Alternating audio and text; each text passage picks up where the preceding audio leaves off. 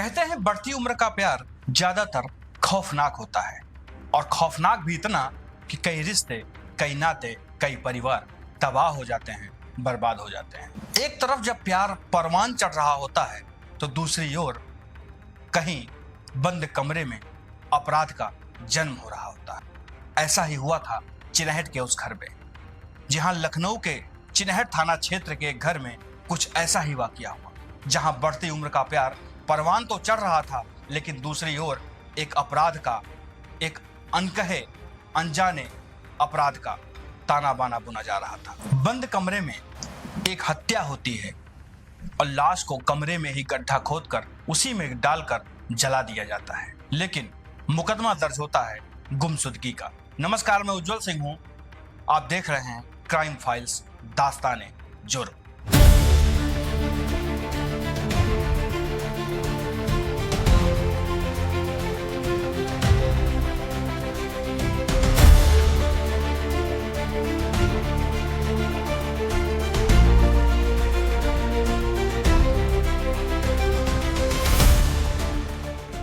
साल था 2013। सूबे में सत्ता परिवर्तित हो चुकी थी, बहुजन समाज पार्टी की सरकार जा चुकी थी और सूबे में समाजवादी पार्टी प्रचंड बहुमत के साथ सत्ता में आ चुकी थी। जून का महीना था, गर्मियां पूरी तरह से सितम ढा रही थी, लोगों का जीना मुहाल हो गया था। तारीख थी 14 जून। लखनऊ के चिनहट थाने में पुलिसकर्मी अपने अपने काम में मशगूल थे। इसी बीच एक अधेड़ जैसी उम्र की दिखने वाली महिला थाने में दाखिल होती है। पुलिसकर्मियों ने उससे उसके आने का कारण पूछा तो उसने बताया कि साहब, मेरा पति पिछले 6-7 महीने से कहीं गायब हो गया है। पुलिस ने पूछा कि 6-7 महीने से गायब पति की रिपोर्ट आज दर्ज कराने क्यों आई हो, तो उसने बताया कि साहब, मेरा पति अक्सर बाहर रहता था, मुझे लगा कि वो अपने काम से कहीं बाहर गया होगा। काफी ढूंढने के बाद जब वो नहीं मिला तो आज हम गुमशुदगी की रिपोर्ट दर्ज कराने आए हैं। पुलिस ने जरूरी दस्तावेज लिए, उसके पति की फोटो ली और जरूरी डिटेल से जुटाने के बाद पुलिस ने गुमशुदगी का मामला दर्ज कर लिया। पुलिस ने मामला दर्ज होने के बाद कुछ दिनों तक उसके पति की खोजबीन की, लेकिन जब उसका कोई सुराग नहीं मिला तो पुलिस भी उस मामले को वहीं छोड़कर आगे बढ़ गई। लेकिन उस समय तक चिनहट पुलिस को यह कहीं नहीं पता था कि इस गुमशुदगी के पीछे एक ऐसा अपराध, एक ऐसा घिनौना अपराध हुआ है जिसको सुनने के बाद लोगों की रूह कांप जाए। फिलहाल इस मामले को यूं ही 6 साल बीत गए। अब साल आ गया था 2018। 2018 की बात है, नवंबर का महीना था। बारिश की फुहारें शांत हो चुकी थीं और ठंडियां धीरे धीरे अपने आगोश में पूरे वातावरण को लेना शुरू कर दी थी। स्पेशल टास्क फोर्स लखनऊ के इंस्पेक्टर हेमंत भूषण सिंह अपने कुछ हमराहियों के साथ चिनहट के घर में किसी तफ्तीश को लेकर गए हुए थे। उस घर में बगल का रहने वाला एक शख्स भी उस दौरान मौजूद था। उसको जब ये पता चला कि ये स्पेशल टास्क फोर्स की टीम है तो उसने इंस्पेक्टर हेमंत भूषण सिंह से कान में कुछ कहा। इंस्पेक्टर हेमंत भूषण सिंह वहां से उठे और उसके साथ कमरे से बाहर चले आए। उस समय तक उस घर के स्वामी और स्वयं एसटीएफ के सिपाहियों को भी ये बात पता नहीं थी कि आखिरकार इंस्पेक्टर हेमंत भूषण सिंह किस लिए कमरे से बाहर चले आए। 2 मिनट तक इंस्पेक्टर हेमंत ने उस शख्स से बातचीत की, उसके बाद दोबारा अपनी कुर्सी पर आकर बैठ गए और अपने काम में मशगूल हो गए। ये बात बीती हो गई। एसटीएफ टीम अपना काम पूरा करके अपने ऑफिस लौट आई और शाम को सारे लोग अपने घर चले गए। अचानक रात में इंस्पेक्टर हेमंत भूषण सिंह को वाकया याद आया कि आखिरकार उस शख्स ने उनके कान में ऐसा क्या कहा। इसके बाद रात भर इंस्पेक्टर हेमंत भूषण सिंह सो न सके। सुबह वो ऑफिस आए और वो सबसे पहले उस समय के तत्कालीन एसएसपी एसटीएफ अभिषेक सिंह से मिलने उनके कमरे में पहुंचे। उन्होंने एसएसपी अभिषेक सिंह से बताया कि कल एक मामले की तफ्तीश के दौरान एक शख्स ने उनसे एक ऐसी बात बताई है जिनसे एक बड़े अपराध की बू आ रही है। मामले की गंभीरता को समझते हुए तत्काल एसएसपी एसटीएफ अभिषेक सिंह ने हेमंत भूषण सिंह को इस मामले की जांच करने का आदेश दे दिया। एसटीएफ टीम तुरंत इस मामले में लग गई। हेमंत भूषण सिंह ने उस व्यक्ति के बताए हुए इस मामले की तफ्तीश शुरू कर दी। आखिर क्या था यह मामला? आखिर किस मामले की तफ्तीश में एसटीएफ टीम इतनी तल्लीनता के साथ जुटी? उस शख्स ने इंस्पेक्टर हेमंत भूषण सिंह के कान में आखिरकार क्या कहा था? ये जानने के लिए आप अंत तक हमारे वीडियो में बने रहिए। इंस्पेक्टर हेमंत भूषण सिंह के कान में उस शख्स ने 2012 के उसी केस के बारे में बात की थी जिसमें पुलिस ने गुमशुदगी का मुकदमा दर्ज करने के बाद उस फाइल को धूल फांकने के लिए यूं ही फेंक दिया था। उस शख्स ने बताया कि उसके बगल की रहने वाली गुड्डी देवी का पति राम प्रसाद तकरीबन 6 साल पहले से अपने घर से लापता हो गया है। उसके घर में कुछ ऐसे लोगों का आना जाना है कि जिससे उसे ये प्रतीत होता है कि यहाँ पे कोई अपराध हुआ है। उसका कहना था कि उसे शक है कि गुड्डी देवी ने ही उन लोगों के साथ मिलकर अपने पति को कहीं गायब कर दिया है। उस समय एसटीएफ के इंस्पेक्टर हेमंत भूषण सिंह ने उस शख्स की बात पर बहुत गंभीरता से विचार नहीं किया था, लेकिन कुछ समय बाद इंस्पेक्टर हेमंत भूषण सिंह के समझ में यह बात जरूर आई कि यह किसी बड़े अपराध के खुलासे का इशारा हो सकता है। इसके बाद एसटीएफ टीम इस मामले में जुटी।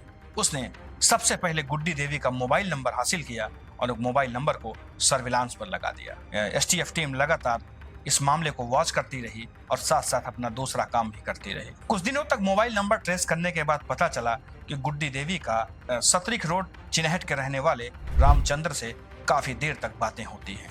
धीरे धीरे करके पुलिस ने गुड्डी देवी के पूरे परिवार के बारे में जानकारी जुटानी शुरू की। कुछ समय बाद पुलिस के हाथ गुड्डी देवी का दामाद रामू जायसवाल लग गया।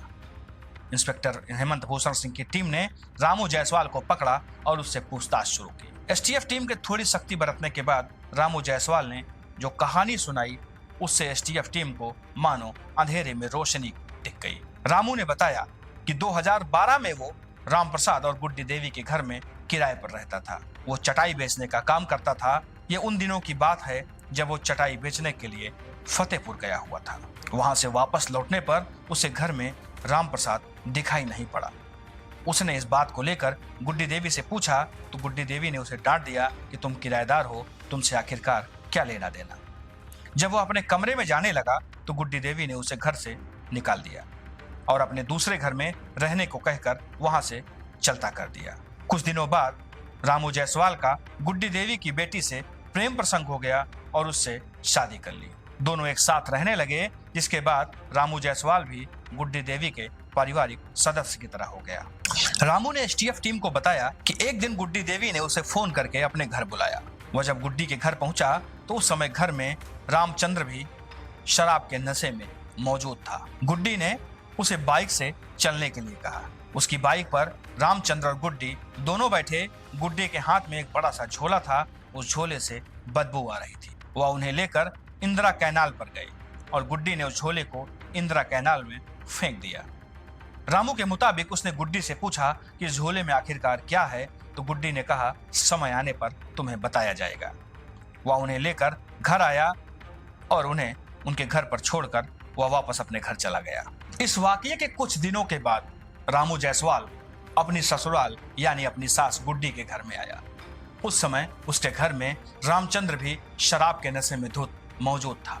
उसने मौका पाकर बातों ही बातों में रामचंद्र से अपने ससुर राम प्रसाद के बारे में पूछा। क्योंकि रामचंद्र शराब के नशे में धुत था इसलिए अपना होशो हवास खो बैठा था। उसने शराब के नशे में रामू से पूरी हकीकत बयां कर दी। उसने बताया कि एक दिन वह और गुड्डी घर में मौजूद थे। इसी बीच उसका पति राम प्रसाद अचानक घर में आ गया और दोनों को आपत्तिजनक अवस्था में देख लिया, जिसके बाद उसने और गुड्डी ने मिलकर पहले उसे शराब पिलाई, फिर शराब के नशे में नींद की गोलियां दी। उसके बाद उसके सिर पर डंडे से वार करके और उसका गला दबाकर उसे मार डाला। इसके बाद घर के पिछले कमरे में एक 5 फीट का गड्ढा खोदा गया जिसमें उसे डाल दिया गया। लेकिन मामला किसी को पता ना चले इसके लिए वो रोज उस शव को डीजल डालकर जलाने लगे। 1 हफ्ते तक लगातार रोज उस शव को जलाने के बाद भी जब उस शव का अवशेष खत्म नहीं हुआ तो उसे एक बड़े झोले में पैक करके इंदिरा नहर में फेंक आए। उसने बताया कि तुम्हारे साथ उस दिन रात में हम लोग जो सामान फेंकने गए थे वो कुछ और नहीं बल्कि राम प्रसाद का अधजला शव था। रामचंद्र ने जब रामू को यह वाकया बताया तो रामू के होश उड़ गए। कुछ दिनों तक तो रामू खामोश रहा, लेकिन बाद में उसने ये बात अपने एक दोस्त से बता दी।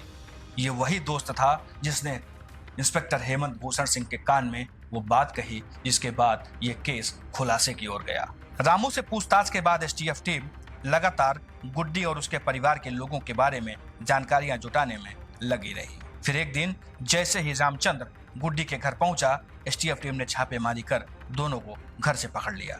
दोनों को पूछताछ के लिए एसटीएफ ऑफिस लाया गया, जहां पर सख्ती बरतने के बाद गुड्डी ने अपना जुर्म कबूल कर लिया। एसटीएफ टीम ने जब उससे लाश के बारे में पूछा तो उसने बताया कि उसने पूरी लाश इंदिरा कैनाल में फेंक दी।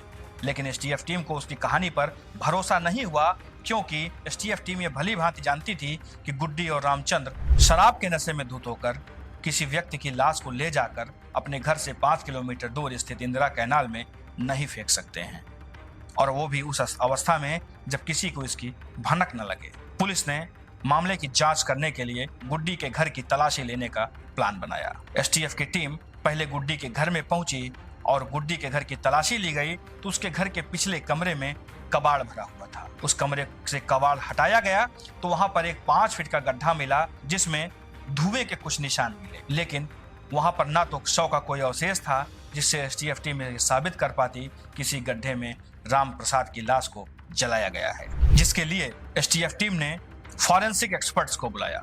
फॉरेंसिक टीम जब गुड्डी के घर में पहुंची तो उन्हें गड्ढे के सीध में छत पर कोई ऐसा पदार्थ मिला जिससे फॉरेंसिक टीम की बाछें खिल गई। फॉरेंसिक टीम ने जब गहराई से जांच की तो उन्हें कार्बन डी नामक पदार्थ छत पर चिपका मिला। फॉरेंसिक टीम ने बताया कि कार्बन डी उस जगह से निकलता है जहां किसी शव को जलाया जाए, और काफी मिटाने के बाद या पेंटिंग करने के बाद भी इसे हटाया नहीं जा सकता। फॉरेंसिक टीम ने जांच के बाद ये पुष्टि किया कि यहाँ पर जरूर किसी शव के अवशेष को जलाया गया है, जिसके निशान छत में आज भी मौजूद हैं। इस पूरी जांच पड़ताल के बाद आखिरकार एसटीएफ इस नतीजे पर पहुंची कि राम प्रसाद को मारकर उसी गड्ढे में डालकर उसके शव को जलाया गया है और बचे खुचे अवशेष को इंदिरा कैनाल में फेंका गया है। इसके बाद एसटीएफ टीम ने रामचंद्र और गुड्डी से कड़ाई से पूछताछ की तो दोनों ने अपना जुर्म कबूल कर लिया, और इस तरह से एक ऐसे मामले का खुलासा 6 साल बाद हुआ जिसे पुलिस मामूली गुमशुदगी का मामला समझकर फाइलों में दफन कर चुकी थी। तो इस तरह से अपने पति से बेवफाई और बढ़ती उम्र के प्यार ने एक हंसते खेलते परिवार को तबाह कर दिया। पति राम प्रसाद अपनी पत्नी की बेवफाई का शिकार हुआ तो पत्नी गुड्डी जेल में है, वहीं उसका प्रेमी रामचंद्र भी अपने किए की सजा काट रहा है। पुलिस टीम ने बड़ी चतुराई से और सूझबूझ से इस पूरे मामले को हैंडल किया और आखिरकार अपराधियों को उनकी वास्तविक जगह पहुंचाया जहां उन्हें होना चाहिए था। तो आज के लिए बस इतना ही। अगले शनिवार हम फिर से आपके सामने हाजिर होंगे क्राइम फाइल्स की एक अनकही, एक अनसुनी दास्तान के साथ। तब तक के लिए स्वस्थ रहिए, सतर्क रहिए और देखते रहिए यूपी न्यूज। नमस्कार।